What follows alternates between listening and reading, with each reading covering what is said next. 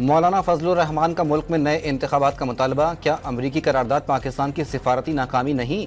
सरबरा JUI का सवाल, PTI क़यादत में यकसुई के फुकदान का दावा।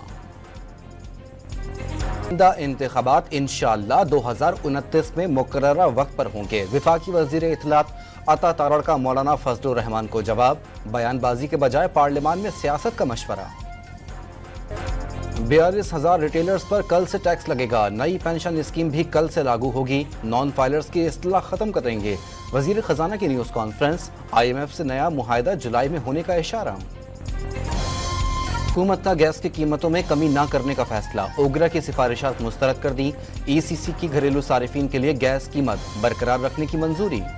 कराची के मुख्तलिफ इलाकों से 24 घंटे में मिलने वाली लाशों की तादाद 7 हो गई। पुराना गोलीमार नदी के करीब से पुलिस एहलकार की लाश मिली।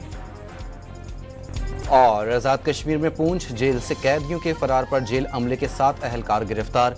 कैदियों की गिरफ्तारी के लिए छापे मारे जा रहे हैं।